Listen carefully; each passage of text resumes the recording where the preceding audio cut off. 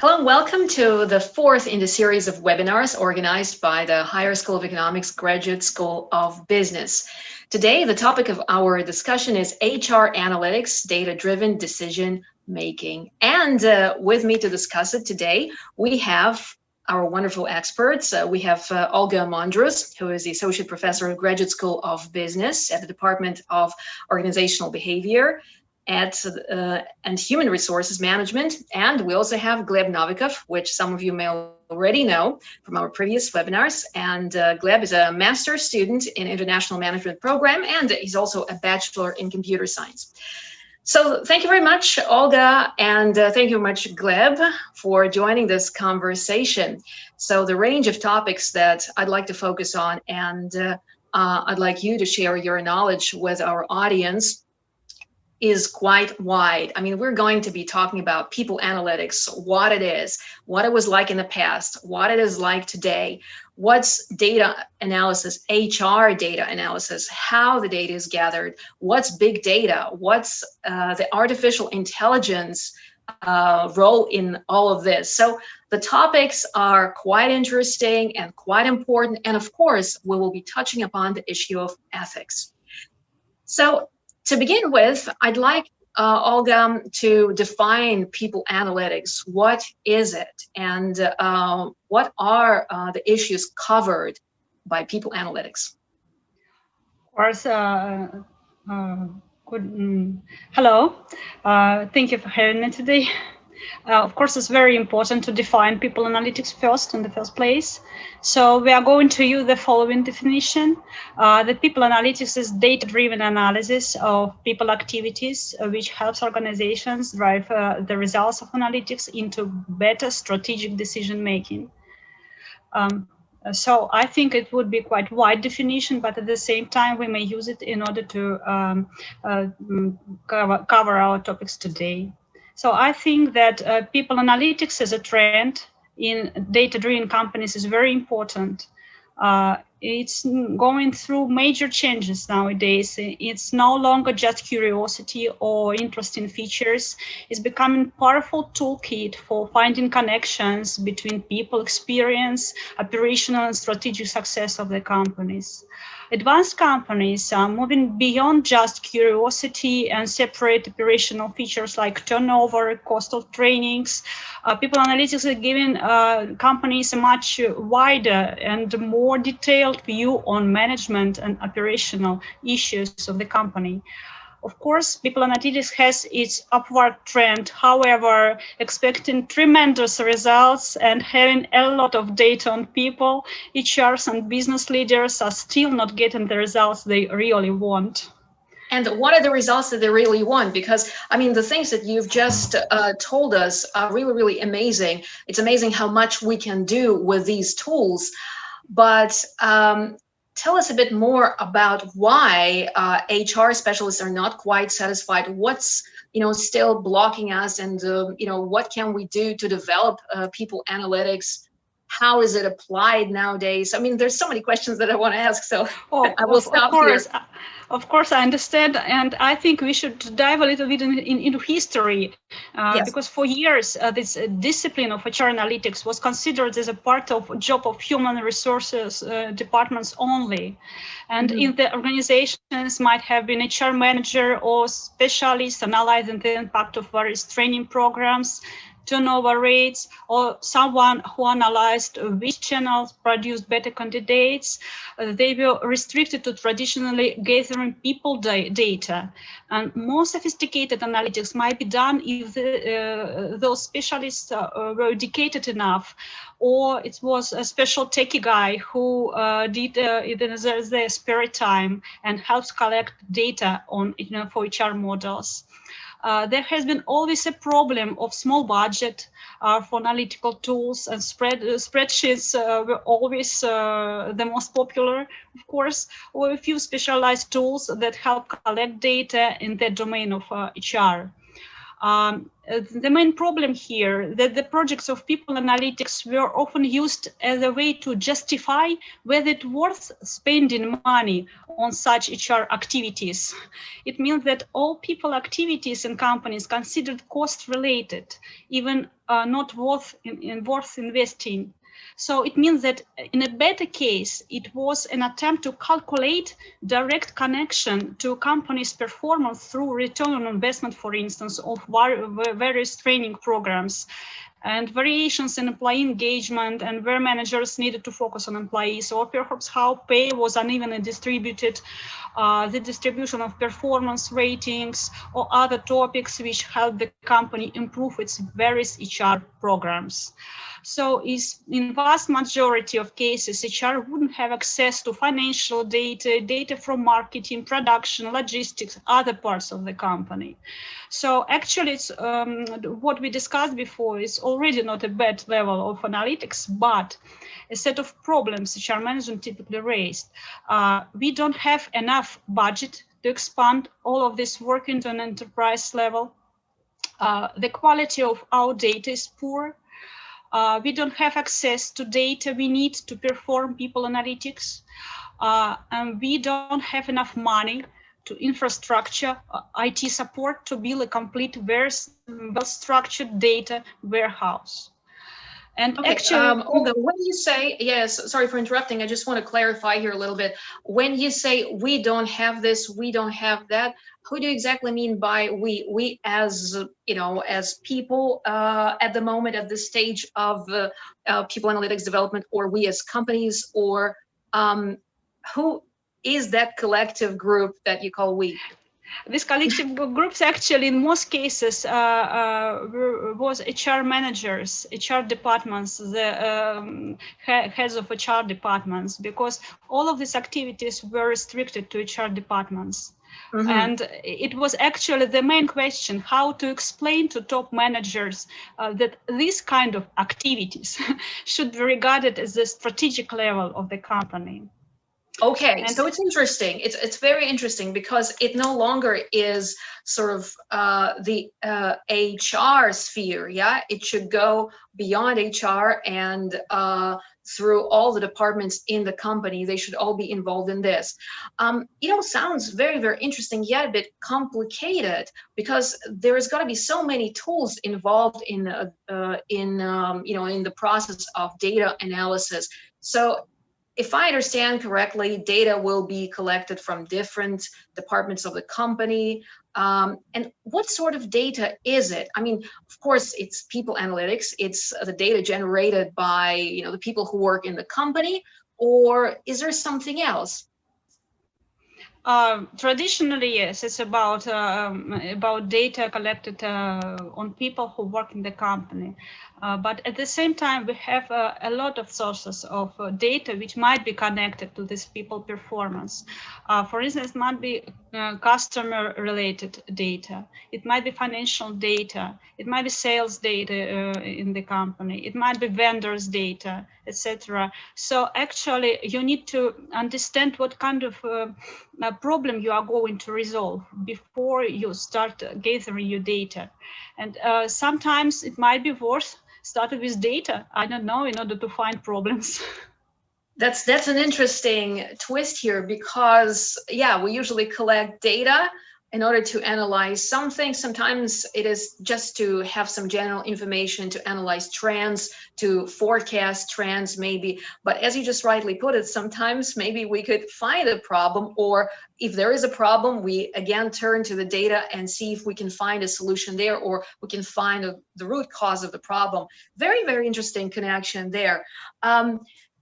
I also want to remind our audience to send us some questions, their ideas, their thoughts, maybe some of their stories that they want to share with us regarding data analytics, data collection, maybe some of the students watching us from all over the world, because we're going global with our webinar series, maybe they can share their experiences as well. So you can have that option in our chat. And also, we will be engaging you in the questions that we have prepared. We already have them for you, but we will not ask you the first question just yet. So do stay with us. The question is coming. But before that, maybe Olga can show us some slides, because you have a presentation and some very, very interesting images there. Maybe we could have a look at what you've got there, and then we will put our first question to the audience. Would that be okay, Olga? Okay, I think it would be okay. And I'm going to show the screen to you with quite a popular picture. Can you see my screen now? Yes. One moment. I need to share it for the full screen. This is going to be fun. Yes, it's going to be fun. And actually, there are a lot of embarrassing examples on how companies might find hilarious correlation between strange events and confusing models with controversial outcomes in HR analytics. So it's quite hackneyed example, but let's look at this picture. People with closed eyes are trying to evaluate what they are facing based on their narrow experience. So it means before using people data, we should understand this 5V formula of big data: volume, variety, velocity, veracity, and value. What data non-move? What data is static? Who is host of data? The speed of data obsolescence, etc. Moreover, not all information is data you need to use in your models, because processing the garbage, you are going to get garbage as an outcome. In people analytics, too much of anything is bad as well. It's certainly interesting. Also, I think it's a great example, not just when we talk about people analytics, the picture, the image that you showed us. It's important sometimes to shift focus, to look at different things, to different parts of the problem, because when we just focus on one aspect, one area, and look at something from one point of view or one angle, we only see just a tiny bit of the problem. We don't see the whole picture. But when we look, we turn around, maybe shift our focus a little bit, and then we can see a wider picture, a bigger picture. So you just gave us that example here. Very, very interesting. And also going back to what you were saying earlier, that people analytics nowadays is not just the HR sort of sphere, the field of concentration. It should be done by the whole company, by different departments. They should all be involved in this, and they should study what's going on inside their company. Very, very interesting. So are we ready to put the first question to the audience? Can we do that? Okay, so the first question that we would like to ask our audience and get their thoughts is this: what should go first in people analytics? Property, structure, data, or a business problem? So Olga, thank you very much for sharing the image with us. It certainly gives us a lot of food for thought here. And while we are waiting for the answers to come in, let's get some more food for thought and carry on talking about, what we can do nowadays, what tools are available for HR specialists and just generally managers and strategists in the company. Big data. Okay, so it's something that's been sort of a buzzword for quite some time now. What is big data in HR? What can we do using this data? What sort of ideas and picture does it give us? Okay, I'm going to share my next screen with some cases we do with my colleagues in our department. Can you see my screen now? Yes. So the most fascinating part actually in HR management that people relevant to people analytics, data relevant to people analytics is everywhere in the company, simply because in the most cases, it's people who work in the companies and make difference. And leaders want to know how to select the most prominent people in the company in terms of their differential contribution to the company's success. Now and in the future, companies driving away from just a bunch of opinions, traditional metrics to analysis and attempts to set hypotheses, drive the results of analytics into decision making. And of course, here we should understand that we are not restricted with the amount of data on our people. We can say that we have exhaustive amount data on our general population, all people in our company. So we may slice and dice this data and try to find simple correlations, for instance, in the first place, and then go deeper and find more sophisticated connections, more interesting models in order to elicit new information and use it in decision making. And performance here, actually, performance management and its connection to company strategy, it's a headache and cornerstone of people management through the whole history of management per se. And can't say that nothing else is important, but performance and everything which might give you the clue how to boost it is everywhere. The problem here is to understand what sort of performance we are going to measure, and not only to measure, but how we are going to predict it and prescribe further steps based on the results. Actually, it's one of the challenges of all modern people analytics approaches, how to determine factors which should be taken into account when measuring performance. When you develop a prescriptive model, what should be an input of your model? What you are expecting as an output? So we don't have an easy way here. Never. The only answer that simplify your model, if it's possible. See, that's the question, how to simplify things, because right now, just listening to what you were saying, I'm really impressed with what's going on, and with you telling us about the complexities of different processes in the company. Maybe we could turn to Gleb now. After all, Gleb has a bachelor's degree in computer science, and now you're studying international management program. You also work for a digital company. So what are your thoughts on people analytics, on big data? What can you tell us?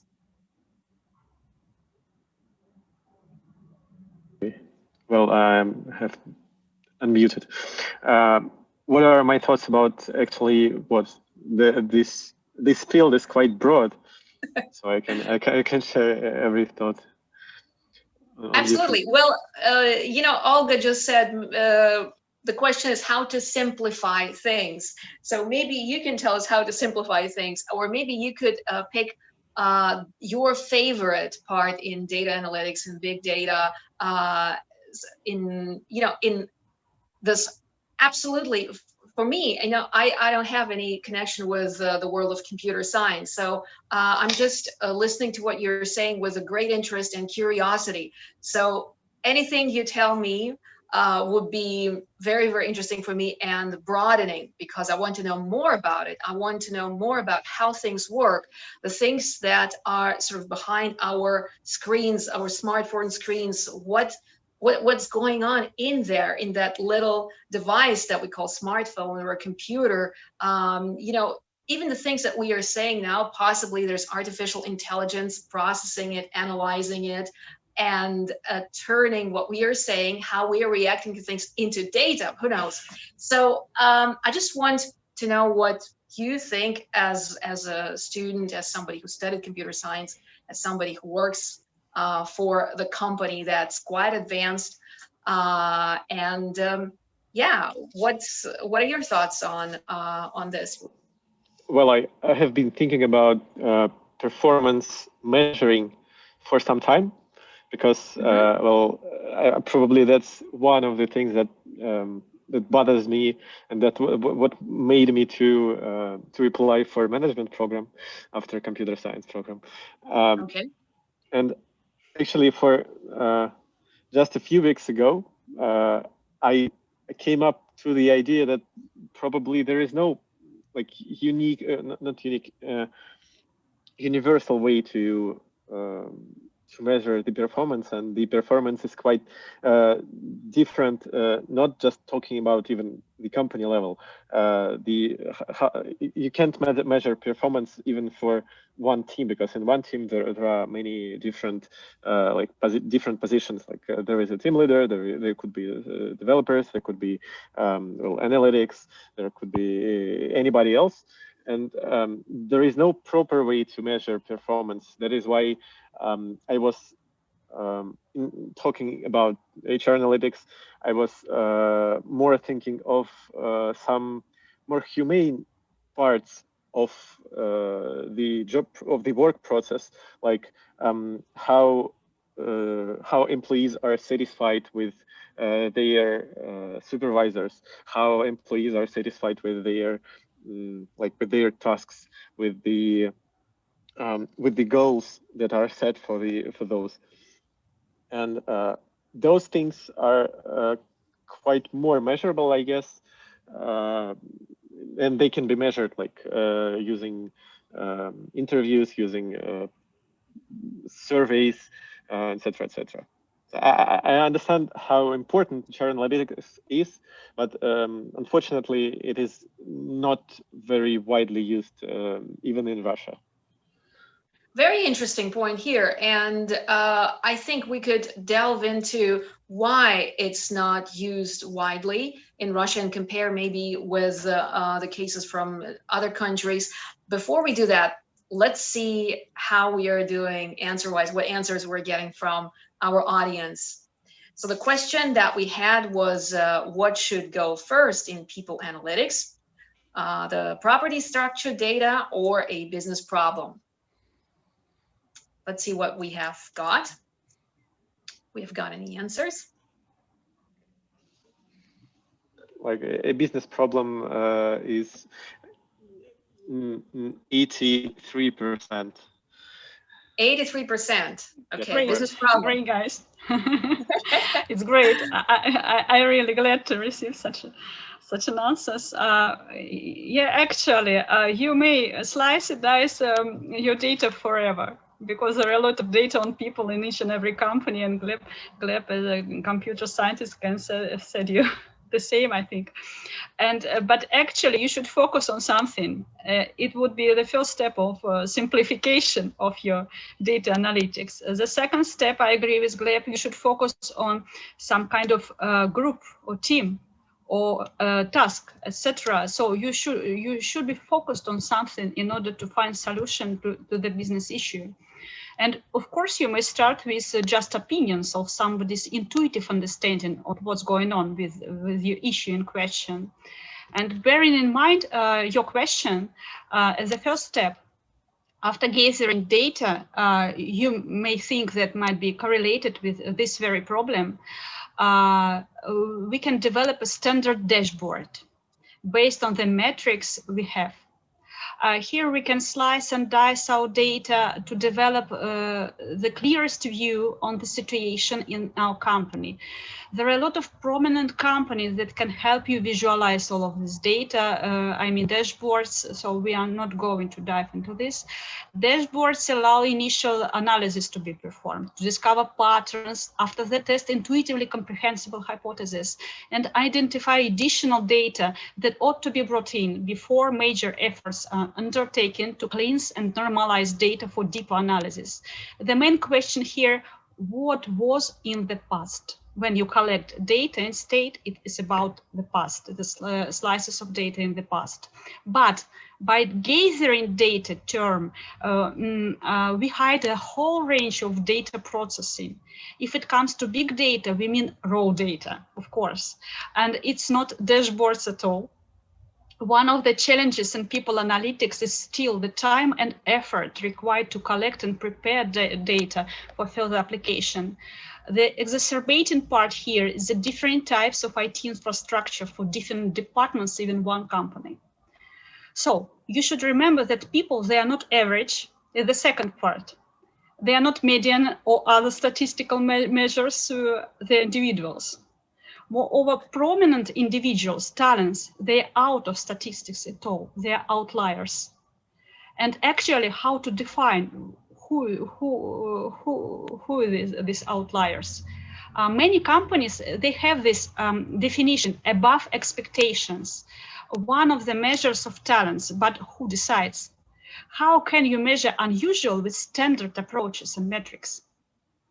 That's another very important question. How do you measure the unusual? Because there are companies that call themselves talent management companies. They invest in talent management and develop that direction. But exactly, how do you decide? How do you let machines decide, or algorithms, and who programs them? So that's the question. Who has the answer?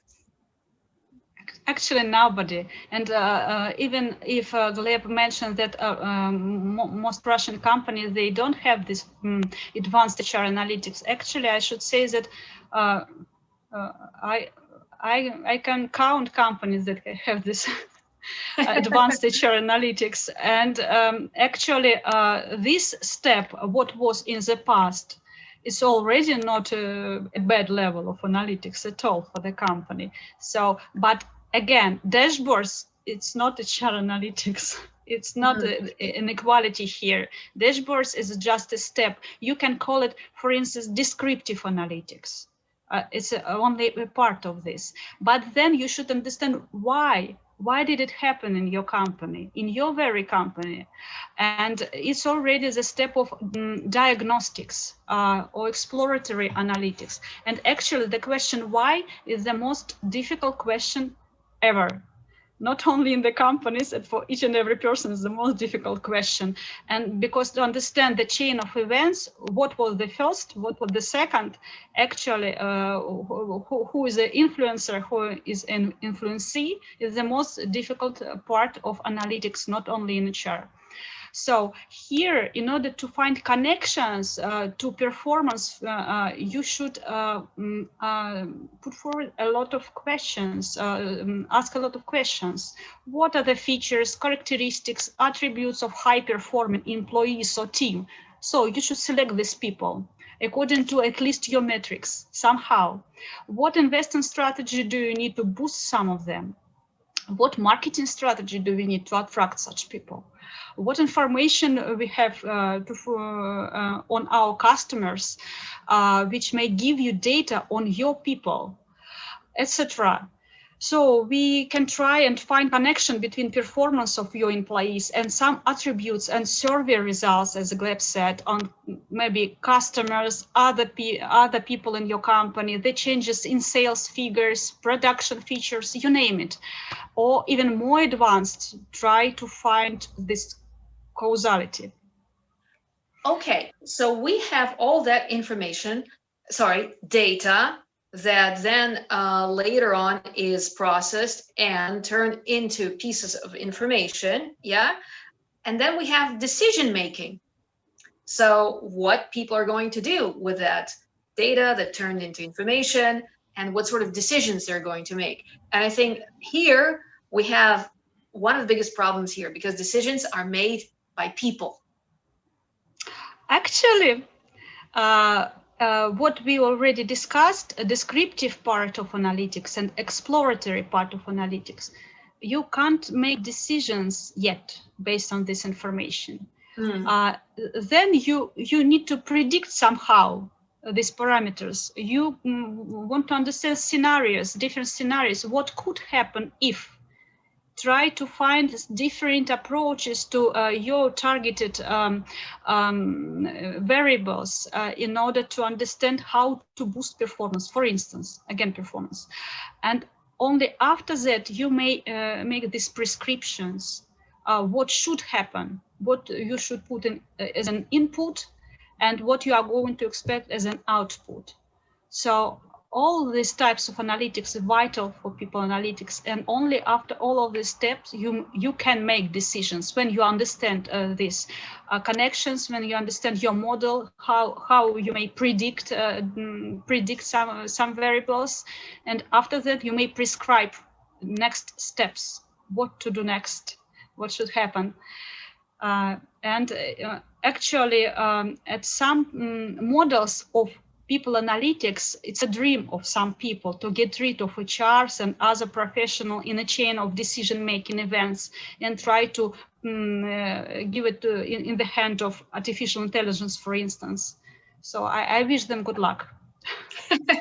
So in other words, HR experts and specialists could face some tough competition from artificial intelligence. Maybe not just now, but a little later in the future. There is a possibility, there might be a possibility, who knows, that HR could be replaced by the artificial intelligence. But we discussed in one of the previous webinars on marketing and analytics that marketeers are going to stay in their profession for some time. This is a quite resilient professional field, because marketeers and marketing is also evolving, and people who work in marketing, they acquire new skills. They kind of want to catch up with the times. But what about the HR specialists? What sort of skills do you think they will need to stay afloat? Because yes, machine learning is happening very fast. Digital technology is taking over. So we too have to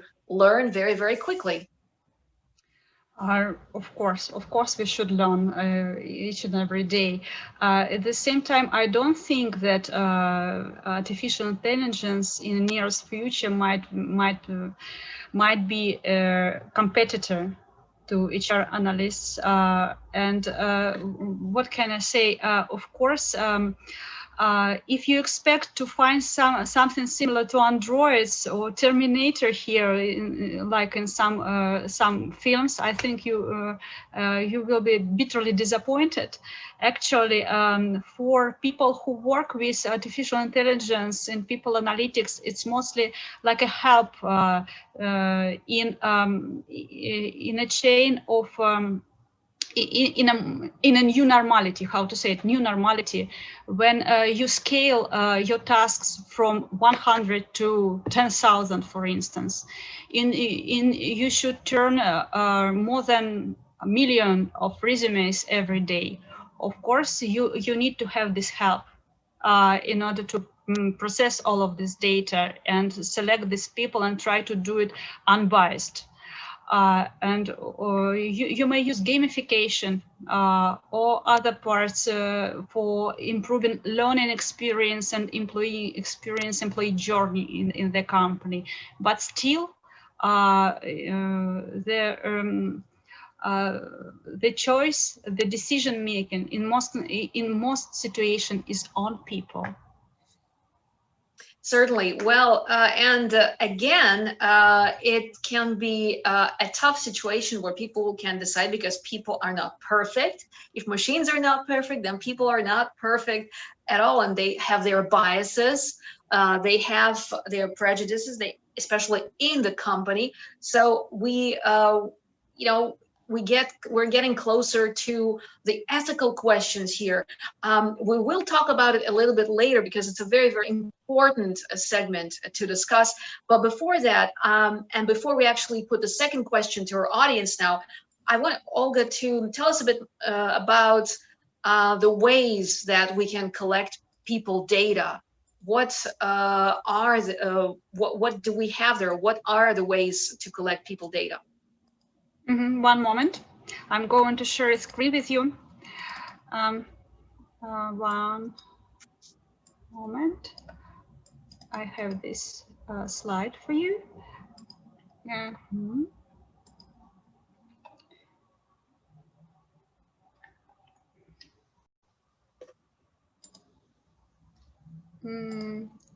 Can you see my slide with data collection? Yes, we can. Yes, data collection. Yes. Thank you very much. So actually, we can roughly divide all data collection strategy into two focuses. We call them interventional and observational. Some may call them active and passive, but I don't like these definitions. You may see that interventional approach is deeply flawed, actually, just because you can't properly scale this. It's based on self-report. It's interviews, in-depth interviews, semi-structured interviews, you name it. You could fake your way to a higher score, or you might lack of self-awareness and represent yourself poorly, or give socially desirable answers. On the other hand, you have this observational approach when you use data from emails, phone calls, or metadata. So it's not data per se, it's data on data. How many calls you have, how many emails, to whom, etc. What might be the better way than just grab information about the person, information footprints, and predict their performance, actually? It's a question. So, Gleb, let's bring you into. Can you repeat it? Can you repeat it fully? You have the choice, for instance, how to collect data on people, interventionally or observationally. And what would be your choice? You may just grab data which you already have in the company, emails, metadata, etc., and try to develop your model and predict the performance of your people or their satisfaction on some processes or their understanding what's going on in the company. Or interventional, you should start talking to them, collect data through questionnaires, etc. What would be better? I would go for interventional plus observational of some public sources. Like there are internal public sources like social networks and anonymous social networks. Maybe, well, don't know. Can't suppose any others, but like internal social networks works fine. We can observe them, and this would be fair to our employees. And that's a mixed approach, yeah? We can ask our audience now the same question and see what answers they have for us. So the question is, what is the best way to collect people data? Observational or interventional or both? So it's interesting. I mean, what Gleb just said, yeah, we can use a variety of ways, or we can use a mixture of the two approaches and see what we collect. Yeah, what sort of information, what sort of data we collect, and then we will interpret it and turn it into information and use for whatever purposes we want. Very interesting indeed. While our audience is sending us their questions, their thoughts on this, let's carry on talking. Now, I would like to touch upon the ethical side of things and discuss that, because, you know, the change that we have to deal with now is just happening so quickly, so fast, that it's not always easy to catch up with what's happening. You know, laws and regulations have to be in place. And then again, people have to be ready for some of the things that technology enables us to do. And there's a huge sort of field of questions here. What do we do? Is it ethical? Is it appropriate? Is it okay? What do we consider good or bad, moral or immoral? How do we agree on this? Because essentially, you know, ethics comes to norms. Yeah, like for example, within a company, we decide that this type of behavior, for example, is acceptable, and that type of behavior is unacceptable. And then we have to sort of make it our regulation, make it our rule, and abide by it. But again, people are people, and certain violations of rules are possible, they happen. So how do we deal with that? I mean, Olga, what's you know, how's this field developing now? What do we have available to us from the standpoint of legalities of certain things and the ethical side of things? Actually, we're already here in a transition of decision-making processes to artificial intelligence. And actually, it's one of the reasons why artificial intelligence approach in HR practices stands a little bit aside from other analytical approaches in other functions of the company. First of all, because using artificial intelligence, we admit that we hand some parts of our authority to decide to the machine. Before that, we observe the set of algorithms, the decision making, discuss it, but it was always on the side of people. It means that prescription, the course of actions in the hands of people. But what happened if we delegate it to the machine? Of course, when we discussed this new normality, and it's quite helpful for HR managers to use artificial intelligence in selection and recruiting and attraction of people, transfer communications, which is each and every employee to distant communication in pandemic, for instance, take care of engagement, burnout, because there is no time to process so much information for one person. And actually, according to what we discussed before, it should be a robotic decision maker at the level of prescriptive analytics, which can alone make decisions without a supervisor. Moreover, they can explain their decisions to people if necessary. So here you see different moments. Not only provide some kind of decision, but explain it to people. It's the most difficult part in HR analytics, and actually that is why in HR analytics so many impediments in using artificial intelligence, because you can't explain using neural networks why you have these figures on your hand. Why this neural network decided that it should be this very person. So it's a really tough question and dilemma in HR analytics nowadays, how to develop these mechanisms using advanced analytics, using machine learning, in order to have opportunity to explain all of these figures. See, that's one thing, to be able to explain all of these figures and also to make decisions, because my question is driven by maybe, curiosity, is how trustworthy are the machines? How trustworthy is the data upon which we base our decisions and make conclusions? Or can we disagree? For example, the machine brings us the result that we think may be wrong. Something may have gone wrong in the chain of, data collection and processing. Can we intervene? Can we say, okay, no, I think there's something wrong? Being on the side of a model, of course you may intervene. Of course, you may say that it's not appropriate to have such results without explanation.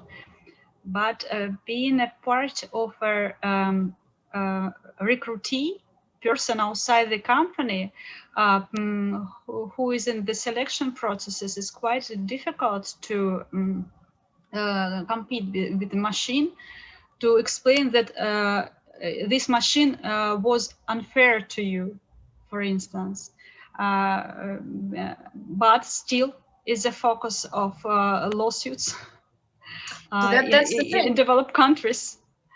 Yes, that's the thing, because a lot of people are being rejected by these machines, by the systems that are not perfect yet. Yeah, they're still they are themselves work in progress, very much so, but they make decisions, sometimes very big decisions for people, and some people get the job, others don't, and they seem to be quite worthy of the positions that they competed for. So a lot of questions to answer there. And then you said that lawsuits follow, yeah, and there's got to be some legal system, proper legal system in place that will be dealing with all that. And something to think about for our legislators, for the people who are in charge of all things legal in our lives. While we're thinking about that, and that food for thought is given to us, let's see what's happening answer-wise, what answers we're getting from the audience. We asked a short while ago this question: what is the best way to collect people data, observational or interventional, or both? All right, let's carry on our conversation because there's such a variety of different topics that can be covered and different angles to look at data and HR analytics and how decisions are made with all the data available. So we've talked about data collection, we've talked about people analytics, what it is. What about organizations? I mean, organizational network analysis as a tool for relational people analytics. Analytics. Actually, it's one of the amazing parts of people analytics. It's a wild part of people analytics because apart from other types of data, inherently HR data like demographics, compensation data, performance data, etc. This data is widely messy, unstructured, maybe nowhere, and it's very difficult to collect them. And the most interesting part, how to collect them. Again, we already discussed that there might be two types of data collection approaches, interventional and observational. And here you may collect all of this data in order to use it based on graph theory as a mathematical basis. And even if the company has some formal structure, of course, it doesn't mean that the leadership or engagement or communication power follow the same rules and the same formality. We may find people occupying ordinary position based on the formal structure, but they have more power in something than all top and middle managers of all the departments, for instance. But actually, again, be careful here because we don't know what kind of power we are talking about. And we should define the principles of connection between people and what kind of questions we ask to develop this network and what kind of data we should collect in order to find this power we should define before that. And of course, people behave in teams, departments, they have connections to each other. And here we can discuss not only about individual performance, but mostly about the context and relational performance, the performance of teams. And the funniest thing is that high performance in one company doesn't guarantee high performance in another company, simply because of this connection, this context. And people, in a simple way, people may occupy different positions in the company. It might be brokerage positions. People in this way, people connect different groups in the company. Peripheral people are the most intriguing and difficult ones. It's not only outsiders or low performers. Maybe it's quite opposite. It might be talents as well. So anyway, it's a danger for the company if in the case that you find these peripheral people, especially among talents, and you should figure out what to do with this situation and make decisions. Okay. See, that is probably one of the toughest questions because you have a person who's very talented, who is very special, but then acts in a very, let's say, individualistic way, perhaps, or not a team player, or all sorts of things, that undermines the performance of the team. But yet, if this person is working on something different, on his or her own project, they could be fine. They could be, in fact, bring some great results and be quite effective and efficient. So very interesting. But then again, I mean, that also requires a new type of an HR person, somebody who is ready and quick to meet all these challenges, because it is very challenging for people working in HR to be dealing with so many different aspects, so many different facets of, data analysis and information that we get from the data interpretation and then decision making. So it's not easy. I think it was much easier in the past, although you said that yes, we did have people analytics before. but I think it's getting more and more complicated. What do you think? Do you agree that it's getting more complicated with all these machines, or is it just different? It's not so much complicated, but different. I would say that it's more complex because you cover more sources of data in order to develop your models and make decisions. Because you nowadays you should show this connection between strategy of the company and people's strategy, and explain this connection in terms of investments rather than cost-effective activities. And of course, we should develop our skills as HR managers, as HR analysts, and try to find a new way how to develop models, new models based on all of these new technologies. And actually, they are not so new, all of these mathematical approaches, but still. So I can say that cohort of HRs nowadays are changing a lot, and they already mathematical and tech savvy. And they understand a lot in all of these modern technologies and modern vendors who can supply with all of these technologies if you need to embed it in your processes in the company. So if the price and is appropriate and the functionality is ready to solve the problems of your company, why not? And you may find products because this niche of market are already not empty. And there are a lot of companies who focus on artificial intelligence and selection processes based on artificial intelligence, organizational network analysis, communication patterns, etc. So it's up to you as a manager, HR manager, to find these vendors, these products which can help your company to succeed. Okay, and let's see what's happening with our answers, if we're getting any answers so far from the people watching.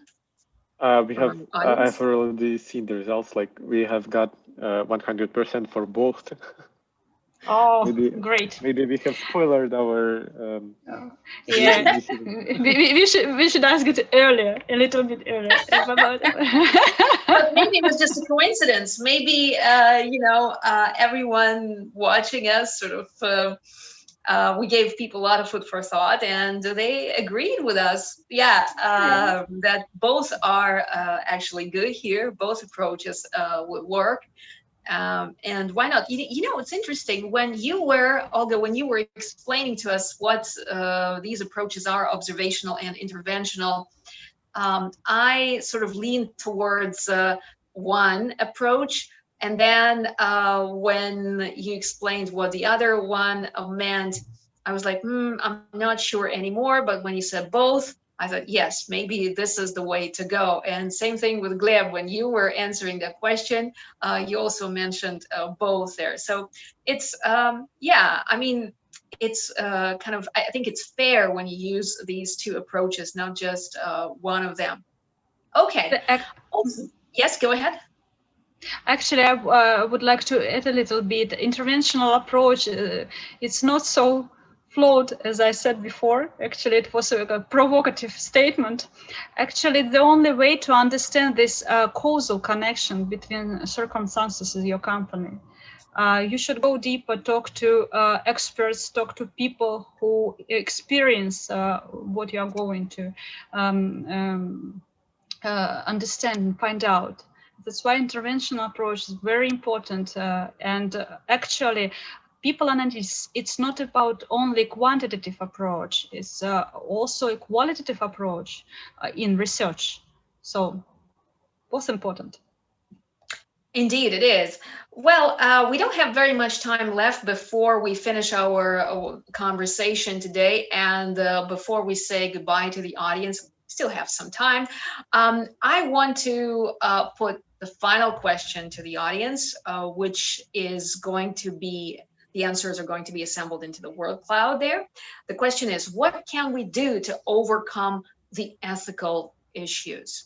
because we have talked a lot about people analytics, big data, what tools, what modern tools, digital tools the HR departments in companies can use.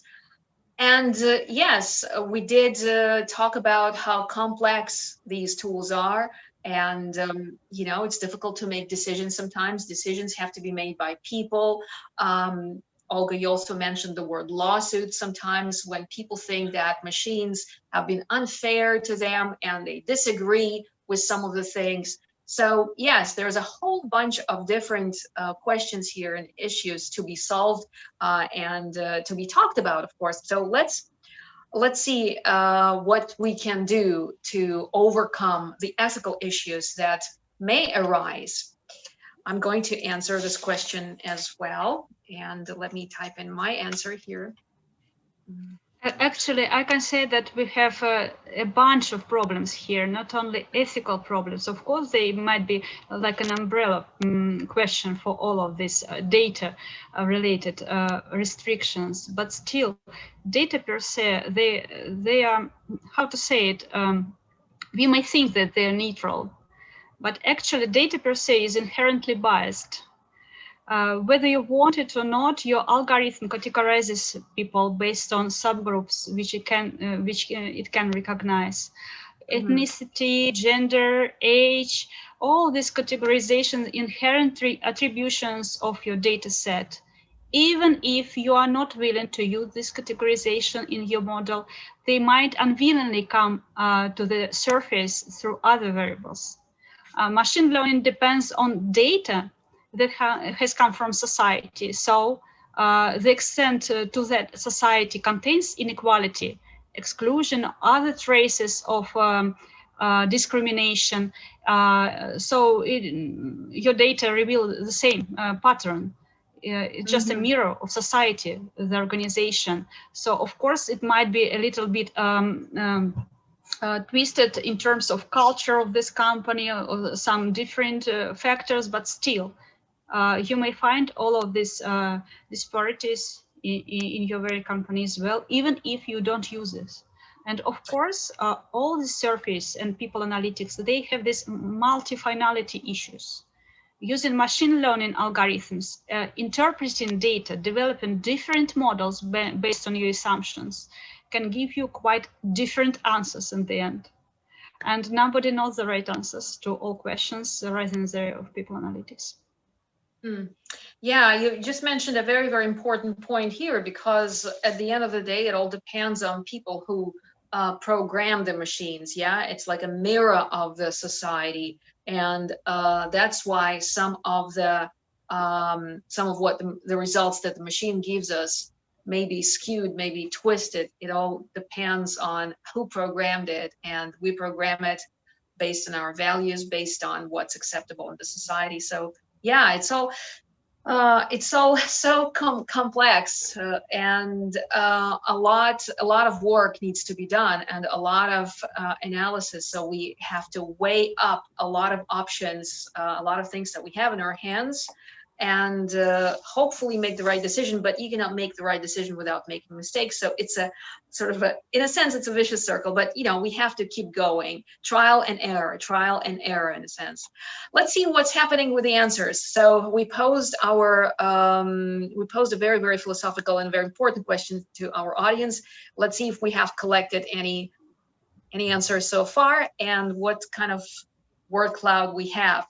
Interesting. So we have transparent usage of data, regulations, instill regulations. So see, regulations are important, and ethical, to be ethical in communication. Very interesting thoughts here. Yeah. So the word ethics is very, very important, and regulations are important, and also transparency. Yeah. We talked about transparency before, transparency of data and transparency of information, because that is something that helps to build trust between companies, between people working for the same organization. So a lot of things to consider here. Gleb, something from you. So you have been very, very attentive listening to what was Olga saying, and you are a professional in this field. So what are your thoughts? Do you have concerns about how data is used? You expressed some of your thoughts before in the previous program, in the previous webinar, saying that you're optimistic and it's fine with you how data is collected and what's being done with your data. But how are you feeling about it now that we have looked at data from the HR standpoint and just given what Olga told us and explained to us today? I would be fine if if the collected data of mine or of my colleagues is not private. Like if we have a corporate messenger, for example, some companies have, you shouldn't use employees' private messages to each other to as a data source. But as I said before, it is fine, well, for me, to use internal public sources like public comments in social network, etc. But probably it is applied when we are talking about the company which is like talent driven, like current digital companies. They are, we can say that they are talent driven, but there is another field of I wouldn't say this field, like in other companies that have employees as I couldn't say like less talented or something like that, but like less well, with more mechanic skills, like or communicating skills, like people who sell who sell the phones, like in a electronics store.